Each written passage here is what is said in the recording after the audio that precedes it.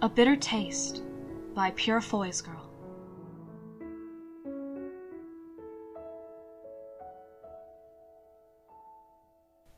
Chapter 8. Tell me of your rebirth, Will. Tell me what you recall of the night that elevated you to godhood. Rain pounded on the roof, drumming an erratic rhythm that matched the thundering of his heart. The coppery hot scent of blood was so thick he could taste it, lingering there on the back of his tongue, fit to make him gag. "William!" His mother wept, holding his sister. She looked so small in the voluminous folds of her white nightgown, her trembles only revealed in the thin fingers that scrabbled for purchase. "William, don't! Save them!" he said, anguished. "Save them all! Take me instead!" A boy's bravery, foolish and brash but genuine. A shadow rose to blind him, the spreading wings of a raven, feathers fluttering from the thick neck of a solemn stag that watched him with pitiless eyes. But that wasn't true. That wasn't real. It was merely a guise to make them cower in terror, clutching their religious trinkets and praying to a disinterested God who would never show compassion to them. "Take me instead!" he shouted, but he was already taken, wasn't he? That was why he was here, why he'd come home to them. To say goodbye. Will. To make a clean break, forsaking their love for something that had the indefinable appeal of a drug, addictive and deadly. Will. "William, don't!" "Mother, why are you crying?" "Will, stay with me. Answer me now." He opened his eyes, brow furrowing to realize he was settled in one of the chairs in Hannibal's study, a warm fire bringing light to the darkness. Hannibal sat opposite him, leaning forward with his elbows braced on his spread knees, his hands clasped together, and a look of utter fascination on his handsome face. What do you think the beast was hiding, Will?" Hannibal asked. Will wet his lips, confused. Was I talking just now?" Hannibal's brows rose just slightly over his dark eyes, the only indication of his surprise. Will didn't trust it somehow. It would take more than a bewildered question to throw off Hannibal Lecter's equilibrium. "Yes, you were. I answered you about Alana. You answered me about the night you were reborn. You said a beast was there, but what you described had the flavor of a dream." "Yeah, a dream," Will echoed, rubbing his hand over his temple. But when he reached for the memory again, it was there, as clear as day. A huge black stag, with a mane, feathers, and antlers that branched like old dead tree limbs. Hannibal's fine mouth pursed, and he mulled this over. "Perhaps whatever you truly did see was not something you ever wished to remember. Do you know what happened to them? To your sister and mother?" Will mutely shook his head, blinking hard. "You said you smelled blood." Hannibal pressed. "Was it your father's or your own?" "Both," Will said, certain only in his absent soul, because his life before the stench of blood was nearly a blank slate wiped clean by glistening black feathers. "I was bleeding. I think I remember that. The way he died was obscene. Yet you can't recall," Hannibal said, more statement than question. "Sounds as if you have very little from that night, Will. But something made you the way you are. Perhaps whatever it was that your mind has made into a feathered stag." Will laughed softly, a short, humorless laugh that somehow seemed suited to the absurdity of his vision. "My mother always did say I have a vivid imagination. Said it's what made things so difficult for me." "Difficult in what ways, Will?" Hannibal asked, settling back in his chair, his head tilting to one side, ever the curious cat. "I was terrible with people, if I wasn't careful," Will admitted, and hastily amended. "I still am, actually. I just had to learn to be charming all over again for the sake of survival. She said I couldn't help it, that it was just how God had made me, that one day I'd stop stepping into the shoes of every person I met and only wear my own." He looked over at Hannibal, a sad smile playing over his lips. That never happened. Something did. Hannibal corrected him. You built your walls, Will, with stones made of skulls and a mortar of blood. Brick by brick you built your fort, and sealed yourself inside. It's better that way, Will murmured, looking away, still trembling. He couldn't remember how they'd gotten this way, sitting here before the fire. He would surely remember Hannibal lighting it, would remember taking a seat and the questions that followed. His uneasiness showed on him like all things did when he wasn't consciously holding them in check. Hannibal leaned forward to clasp his knee, stilling the restless bounce of his leg. There is truly no better way to be than oneself, Will. Perhaps it is time to unmake your fortress and forge your own way. What, start empathizing with the people I hunt? Will asked, shaking his head. You already do, to an extent. If Matilda is any indication of your preference, then you choose those in the twilight of life, lonely and lacking something which only you can give them. What about you, Will asked, needling him, wanting to put him on the offensive for once. You're not in the twilight of anything, Dr. Lecter. Why would I pick you? Because your gift, even blinded as you've made it, recognized in me the same things you fear most in yourself, Hannibal told him, calm and composed.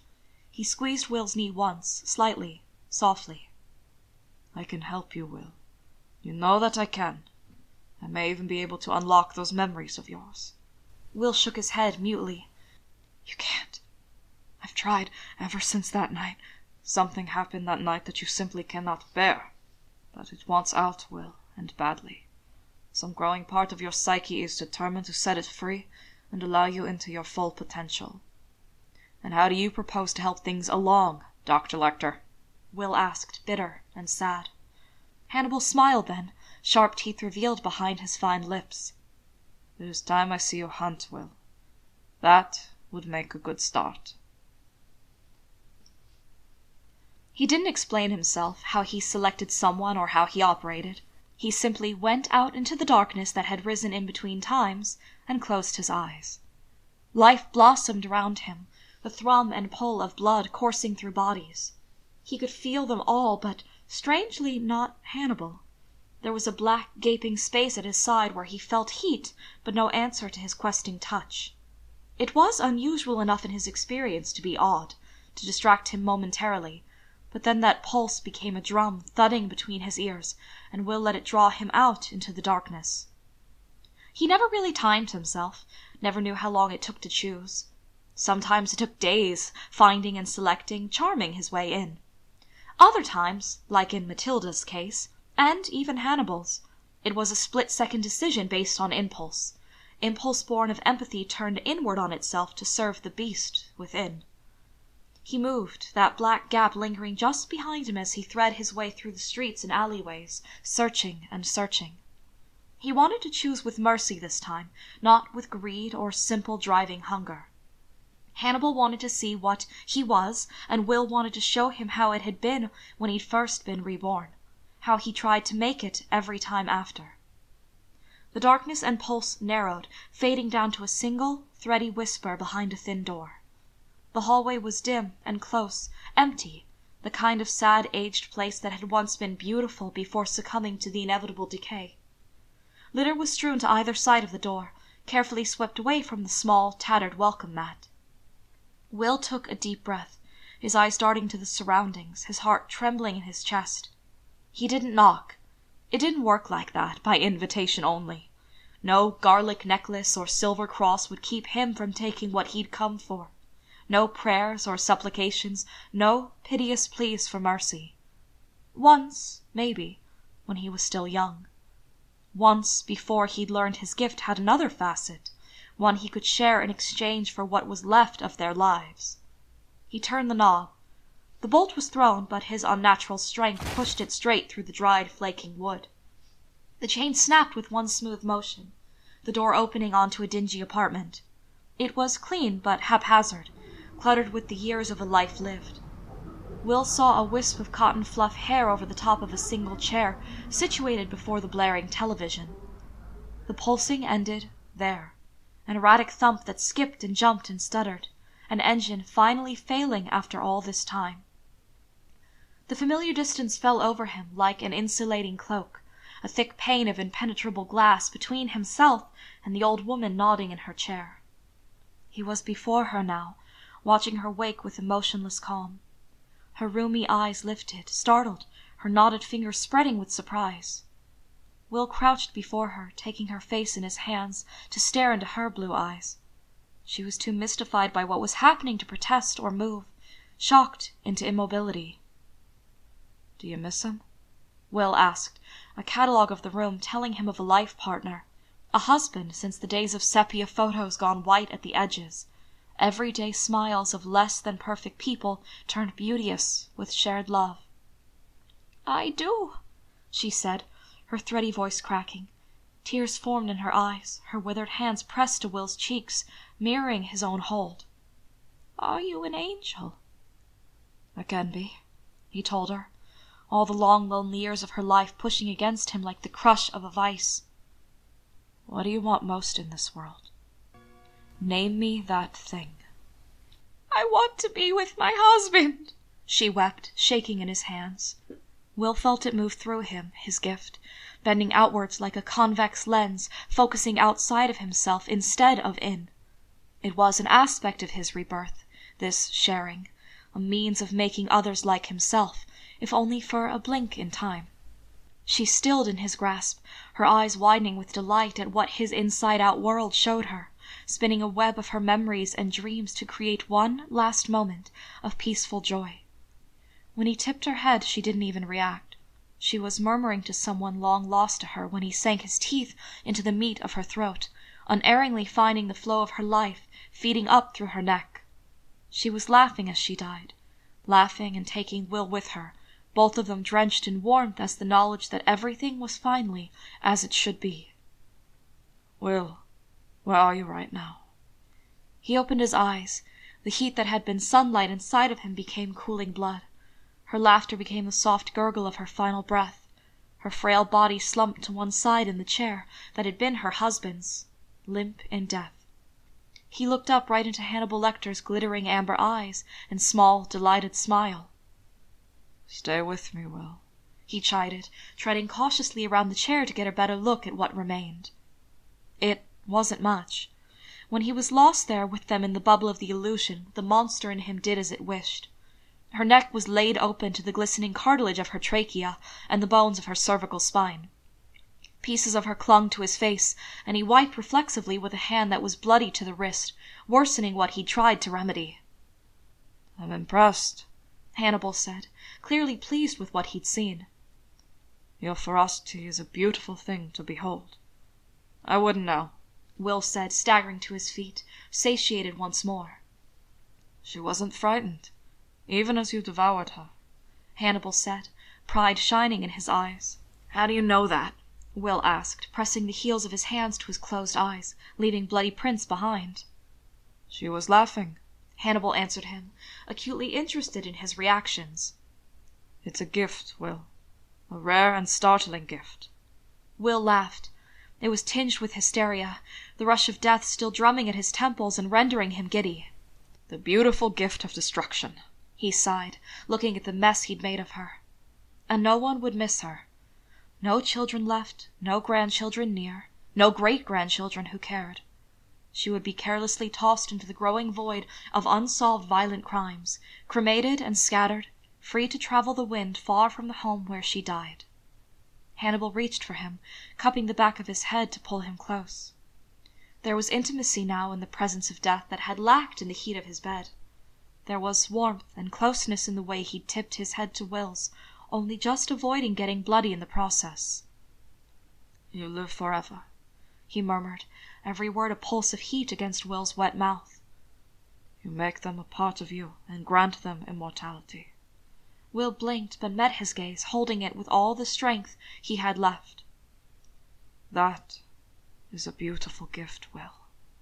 Somehow, standing drenched in cooling blood with the remnants of her happiness dissipating around him, Will thought he might actually believe it was true. He cleaned up the woman's small, tidy bedroom, washing her blood from his hands and face, wiping up the rivulets that had trailed down the column of his throat. He left his shirt discarded on the floor at first, then moved it to her hamper. It seemed a sin to do otherwise when she had kept her home so neat. She'd kept her husband's clothes, as he suspected she might.